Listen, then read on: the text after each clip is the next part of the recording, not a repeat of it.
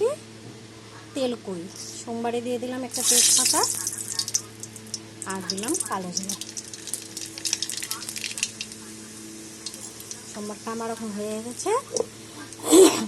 এখানে 6টা কাঁচা লঙ্কা আর একটা বড় টমেটো আর একটা পেঁয়াজ মাঝারি সাইজের, সব মাঝারি সাইজের একটা বড় পেঁয়াজ সব একসাথে পেস্ট করে নিই। লাল পাকা লঙ্কা আছে আর দিয়ে দিলাম আধা চামচ হলুদ,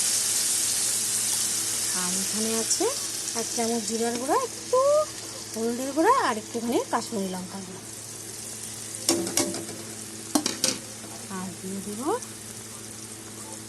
লবণ। সব মশলা এখন আমি একসাথে কষিয়ে নেব, সব মশলা আমি এখন একসাথে।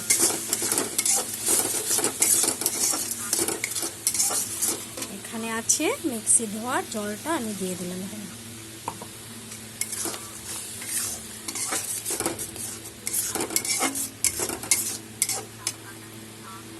মশলার থেকে আমার তেল বেরিয়ে হয়ে গেছে, মশলা কষানো হয়ে গেছে, মশলার থেকে তেল বের হয়ে গেছে।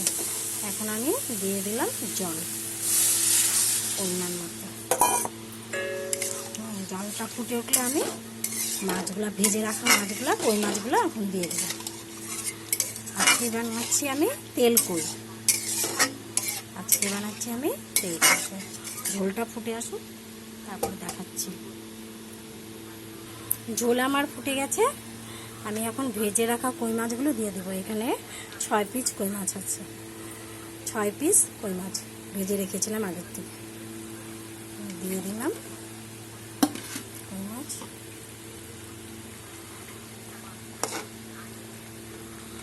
দেখতে কালারটা খুব সুন্দর হয়েছে। ঝোলটা একটু শুকালে এতগুলো জল থাকবে না, তখন দেখতে আরও সুন্দর হবে। আমার কালারটা তো খুবই সুন্দর হয়েছে, খেতেও সেই টেস্টি হবে।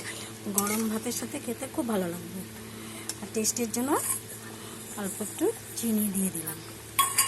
তোমরা এরকম করে বানিয়ে খাবে, খেয়ে বলবে কেমন করে হয়েছে, লাইক করবে, কমেন্ট করবে, শেয়ার করবে।